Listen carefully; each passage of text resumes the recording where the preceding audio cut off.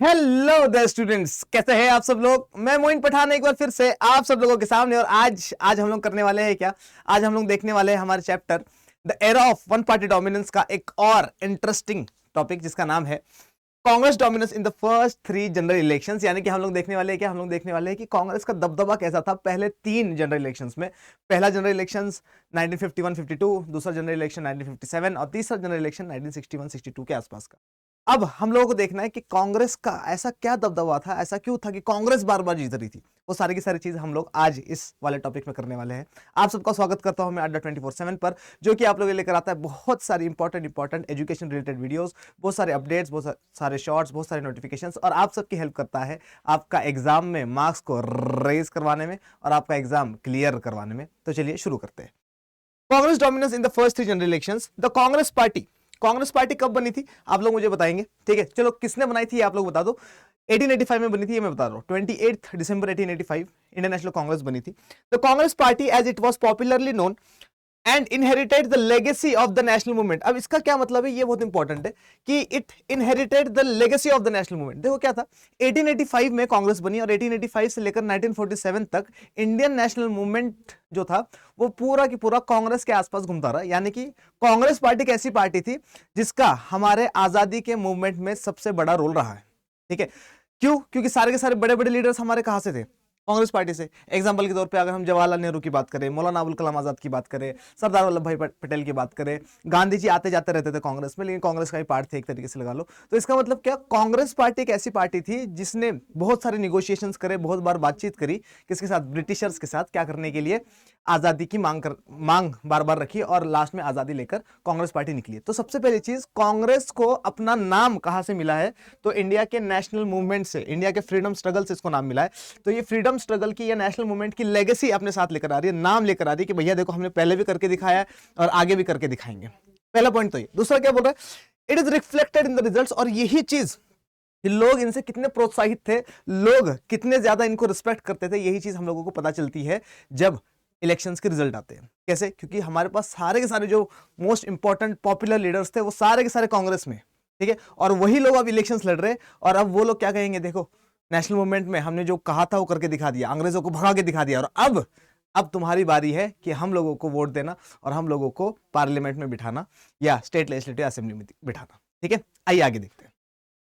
देखिए क्या बता रहा है, ये बता रहा है कि the party one 364 out of 489 seats in the first general elections of the Lok Sabha, ठीक है। इसका मतलब क्या है, अब देखिए आज अगर हम बात करें तो आज लोकसभा में कितनी सीट्स है, तो हम लोगों को पता है कि लोकसभा में पहले 545 सीट्स थी 2020 तक, ठीक है। अब 545 नहीं है, 543 सीट्स है, क्योंकि 2 एंग्लो इंडियन जो थे उनको हम लोगों ने खत्म कर दिया। तो आज तो लोकसभा में कितने, 543 सीट्स है। उस टाइम पीरियड में जो लोकसभा थी जब इंडिया आजाद हुआ था तब उसमें 489 सीट्स थे, ठीक है। पॉपुलेशन के हिसाब से ये बढ़ती जाती है, डिलिमिटेशन कमीशन डिसाइड करता है कि कितनी सीट्स होनी चाहिए, है ना। हर 10 लाख बंदे के ऊपर एक बंदा जो है रिप्रेजेंटेटिव होना चाहिए, ऐसा होता है। लेकिन 2026 तक हम लोगों ने इसको फ्रीज कर दिया है और अब 2026 तक हमारे पास 543 ही सीट्स रहने वाली है। लेकिन नंबर ऑफ सीट्स उसके बाद क्या कर दी जाएगी, बढ़ा दी जाएगी, और इसी वजह से नया पार्लियामेंट बना है। और नया पार्लियामेंट कहाँ बना है, दिल्ली के कौन से एरिया में, ये आप लोग मुझे बताएंगे वीडियो के नीचे कमेंट सेक्शन में। आगे देखिए क्या बोल रहा है, the party one 364 out of 489 seats. अब देखो 489 में से 364 सीट्स जीत रहा है, मतलब ये लगभग 2/3 सीट्स जीत रहा है, आगे ना, या फिर 2/3 से भी थोड़े से ज्यादा सीट्स क्या कर रहा है, जीत रहा है। मतलब कांग्रेस का डोमिनेंस देख रहे हो कैसा है, ठीक है। कांग्रेस का दबदबा देख रहे हो कैसा है, ठीक है। और हालांकि डेमोक्रेटिक इलेक्शन से, ऐसा नहीं है कि वन पार्टी सिस्टम है, ठीक है। आगे देखो क्या बोल रहा है, and finished way ahead of any other challenger. और बाकी पॉलिटिकल पार्टी से बहुत ज्यादा आगे निकल चुका है Indian national Congress. The communist party of India that came next in terms of seats who one only 16 seats. ये बोल रहा है कि सबसे बड़ी पार्टी कौन सी है, इंडियन नेशनल कांग्रेस। कितनी सीट्स है, 489 में से 364 सीट्स, मतलब इनके 364 मेंबर्स जाकर बैठेंगे पार्लियामेंट में, गवर्नमेंट बनाएंगे। और सेकंड नंबर पे कौन है, सेकंड नंबर पे कम्युनिस्ट पार्टी ऑफ इंडिया है। कम्युनिस्ट पार्टी ऑफ इंडिया की सिर्फ और सिर्फ 16 सीट्स है, ठीक है। इनसे ज्यादा सीट्स, यानी कम्युनिस्ट पार्टी ऑफ इंडिया से ज्यादा सीट्स तो इंडिपेंडेंस के थे, इंडिपेंडेंस के ऑलमोस्ट 45 सीट्स थे। इसका मतलब क्या है, इसका मतलब कांग्रेस के बराबरी का छोड़ो, कांग्रेस से आधे सीट्स भी कोई नहीं ला रहा है, आधे के आधे सीट्स भी कोई नहीं ला पा रहा है। तो कांग्रेस को लोग इतना क्यों चाह रहे हैं, है ना, वो अपन देखने वाले हैं आगे नेचर ऑफ कांग्रेस में। लेकिन अभी के लिए हमें क्या पता चल रहा है कि कांग्रेस जो है वो इलेक्शंस धुर्राटेदार जीत रही है। कांग्रेस जो है 489 में से 364 सीट जीत जाएगी पहले इलेक्शंस में। दूसरे इलेक्शन में पता है कितनी जीतेगी? 371। तीसरे इलेक्शंस में 361, यानी कि कांग्रेस की सीट जो है लगभग लगभग बराबर ही रहेगी। यानी कि पहले 3 जनरल इलेक्शंस में कांग्रेस का डोमिनेंस रहेगा, दबदबा रहेगा, है ना। कांग्रेस यहां पर सुपर पावर की तरह काम कर रही है। ठीक है, आगे देखिए क्या हो रहा है। The state elections were held with the Lok Sabha elections. अब देखो ये क्या हो रहा है, जब हमारा कॉन्स्टिट्यूशन बना तो ये बोला कि इलेक्शंस होंगे, तो इलेक्शंस क्या सिर्फ और सिर्फ लोकसभा के होंगे, या लोकसभा के साथ विधानसभा के भी इलेक्शंस होंगे, स्टेट लेजिस्लेटिव असेंबली के भी इलेक्शंस होंगे? तो दोनों इलेक्शंस होंगे, स्टेट लेजिस्लेटिव असेंबली के भी इलेक्शंस होने, हर स्टेट में भी इलेक्शंस होने, क्योंकि हर स्टेट का हमें चीफ मिनिस्टर भी बनाना है, वहां की गवर्नमेंट भी चलानी है, और ऑल इंडिया लेवल के यानी लोकसभा के इलेक्शंस भी होंगे जिससे प्राइम मिनिस्टर निकलेगा, आगे ना। तो ये क्या बोल रहा है कि साथ साथ चलता रहा क्या, स्टेट इलेक्शंस और लोकसभा के इलेक्शंस।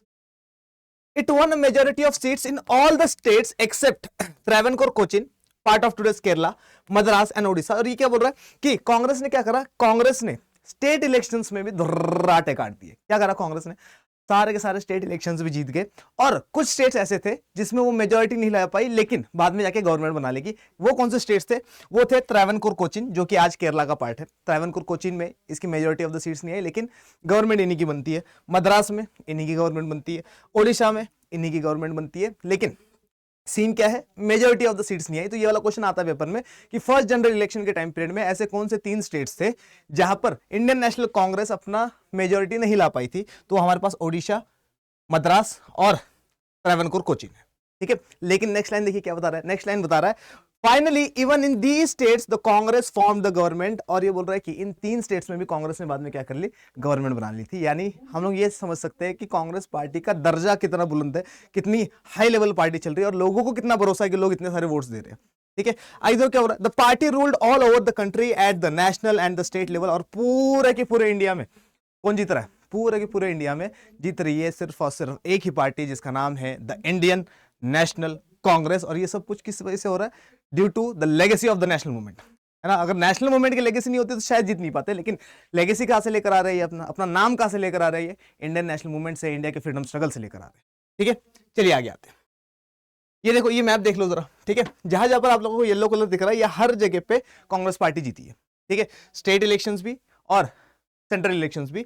ये जम्मू एंड कश्मीर में जो है नेशनल कॉन्फ्रेंस, जो वहाँ की रीजनल पार्टी, वही जीतती आई है हमेशा से, तो उसको छोड़ दो, आज भी उन्हीं का डोमिनेंस है यहाँ पर।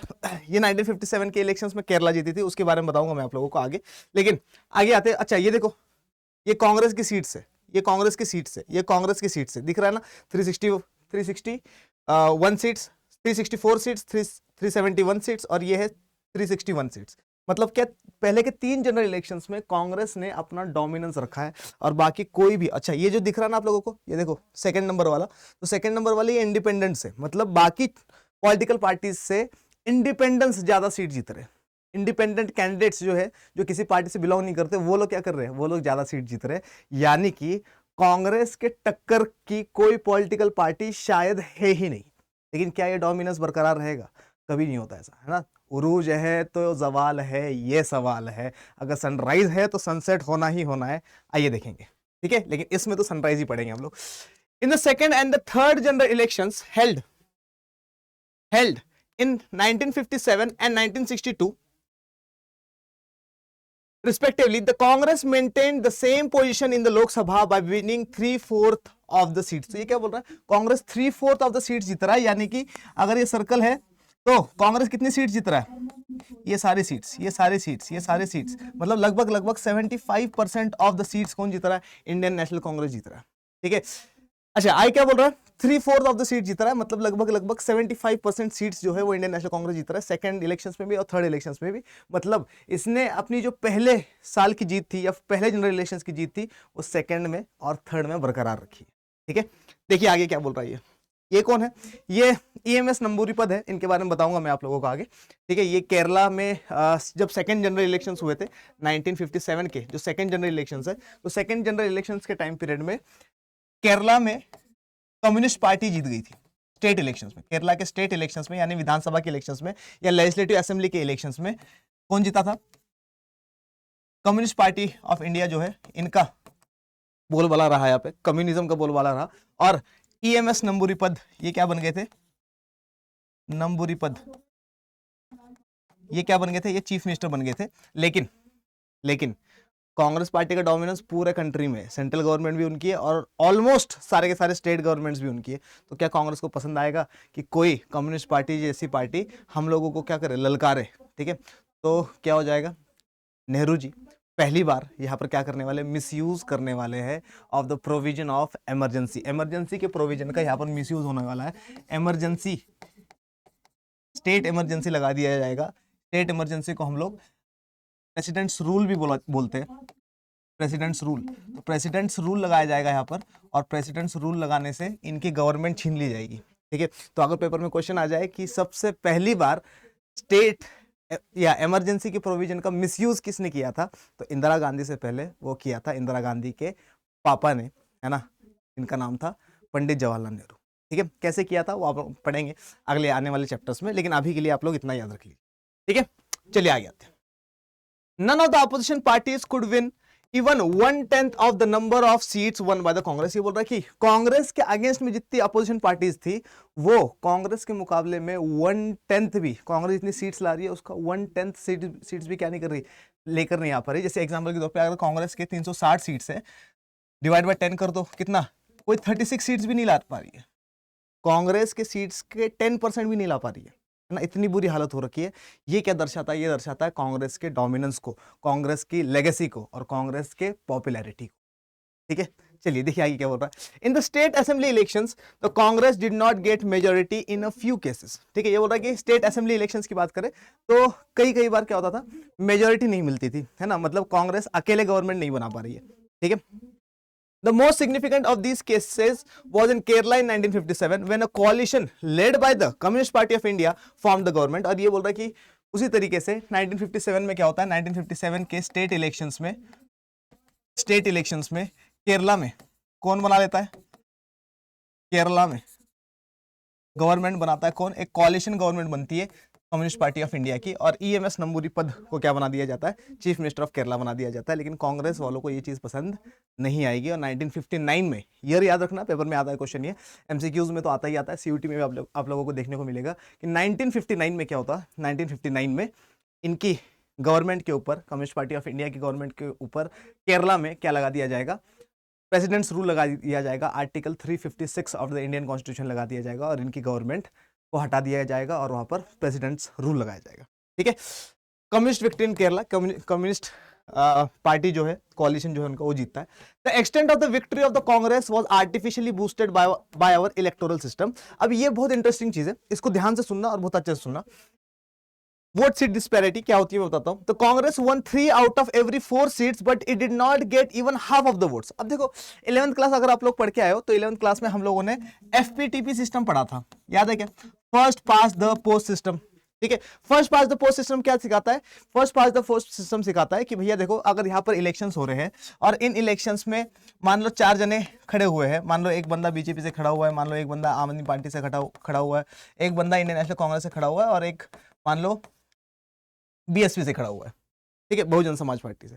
अब ये 4 बंदे इस कॉन्स्टिट्यूएंसी के लिए लड़ाई लड़ रहे हैं। ठीक है, मान लो इस कॉन्स्टिट्यूएंसी में कितने वोट्स हैं, मान लो 10 लाख वोट्स है या 10,000 वोट्स है, ठीक है, 10,000 वोट्स है। ठीक है, अब बीजेपी को मान लो यहाँ पर 2,000 वोट्स मिल गए। ठीक है, आम आदमी पार्टी को मान लो यहाँ पर 2,500 वोट्स मिल गए, कांग्रेस को मान लो 1000 वोट्स मिल गए और बीएसपी को मान लो 1,500 वोट्स मिल गए। ठीक है, मान के चलो। अब इसमें क्या पता लग रहा है हम लोगों को कौन इलेक्शन जीत रहा है। तो ये इलेक्शन हमें जीतते हुए दिख रही है कौन, आम आदमी पार्टी दिख रही है हमें, आम आदमी पार्टी जीतते हुए।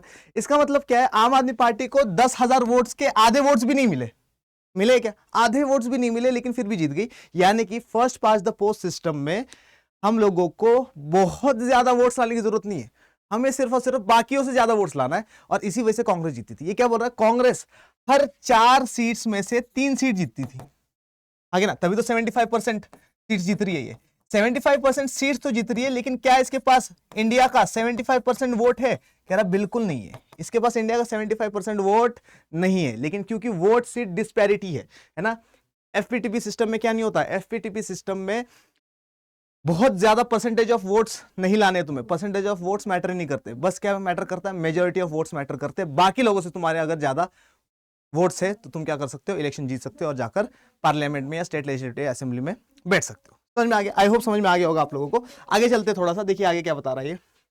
फॉर एग्जाम्पल के तौर पे the Congress obtained 45% of the total votes but it manage to win 74% of the seats. ठीक है, तो ये क्या बोल रहा है कि अगर इंडिया की बात करें तो इंडिया में कांग्रेस ने क्या करा था, सिर्फ और सिर्फ लोगों के 45% लोग ही कांग्रेस को वोट दे रहे हैं, मतलब 55% लोग वोट नहीं दे रहे। लेकिन क्योंकि वोट सीट डिस्पैरिटी है, इनइक्वालिटी है, परसेंटेज ऑफ वोट्स काउंट ही नहीं होते। लेकिन अगर परसेंटेज ऑफ वोट्स के हिसाब से पीआर सिस्टम होता हमारे पास, तो कांग्रेस के 45% वोट से पूरे के पूरे कंट्री में, तो कांग्रेस को 45 उसके हिसाब से ही सीट्स मिलती। समझ में आ रहा है कि नहीं आ रहा? लेकिन ये मैटर ही नहीं करता, मैटर करता है कि बाकियों से कितने ज्यादा है। बाकियों से अगर एक वोट भी ज्यादा है तो तुम इलेक्शन जीत के आकर बैठ सकते हो पार्लियामेंट में, स्टेट लेजिस्लेटिव असेंबली में। इसका मतलब क्या है, कांग्रेस के पास लोगों के वोट्स 45% ही है, लेकिन इंडियन नेशनल कांग्रेस के पास सीट्स कितनी है, ऑलमोस्ट 74% सीट्स। ये बहुत ज्यादा है, बहुत मतलब बहुत ज्यादा सीट्स है। ठीक है, आगे देखिए क्या बोल रहा है। The socialist party, the second largest party in the terms of votes, secured more than 10% of the votes all over the country, but it could not even win 3% of the seats। ये बोल रहा है कि अगर vote के मामले में देखा जाए तो वोट के मामले में सेकंड नंबर पे, ठीक है, सीट्स के मामले में सेकंड नंबर पे कौन था? अगर हम सीट्स की बात करें तो सीट्स के मामले में सबसे ऊपर आता है इंडियन नेशनल कांग्रेस, और सीट्स के मामले में सेकंड नंबर पे आता है कम्युनिस्ट पार्टी ऑफ इंडिया। आगे ना ये बोल रहा है कि सीट्स छोड़ दो, क्या देख लो वोट्स के मामले में कि किसको सबसे ज्यादा वोट्स पड़े। वोट्स के मामले में अगर हम लोग देखें तो इंडियन नेशनल कांग्रेस को 45% वोट्स मिले, लेकिन दूसरी पार्टी जिसको सबसे ज्यादा वोट्स मिले थे वो थी कौन सी, सोशलिस्ट पार्टी या समाजवादी पार्टी, वही मुलायम सिंह यादव, अखिलेश यादव वाली पार्टी। इनको क्या मिला, इनको सबसे ज्यादा वोट्स मिले, लेकिन सेकेंड नंबर पे सबसे ज्यादा वोट्स कितने, अबाउट 10% ऑफ द वोट्स मिले इनको। देखो 10% वोट्स मिल गए इनको, लेकिन सीट्स कितनी मिली, ये कह रहा है कि इनको 3% भी सीट्स नहीं मिली है, 3% भी सीट्स नहीं है। इसका मतलब क्या है, इसका मतलब इंडिया के इलेक्टोरल सिस्टम ने बहुत ज्यादा हेल्प करी है कांग्रेस को जितवाने में। समझ में आया कि नहीं आया, क्लियर है क्या, पक्का? चलिए आगे देखते हैं। FPTP, first pass the post system, that is exactly what worked in the favour of the Congress. और ये बोल रहा है कि जो FPTP सिस्टम था या first pass the post system था, ये कांग्रेस के लिए काम कर गया, ये कांग्रेस के लिए बहुत हेल्पफुल रहा कि हम लोगों को बहुत ज्यादा परसेंटेज ऑफ वोट्स नहीं लाने, बस बल्कि हम लोग क्या कर रहे हैं, सिर्फ और सिर्फ बाकियों से ज्यादा वोट्स लाने। और कांग्रेस की क्योंकि पॉपुलैरिटी बाकियों से ज्यादा थी तो ऑटोमेटिकली बाकियों से ज्यादा वोट्स आते थे और कांग्रेस का मेंबर जीतकर लेजिस्लेटिव असेंबली में, पार्लियामेंट में जाकर बैठ जाता था।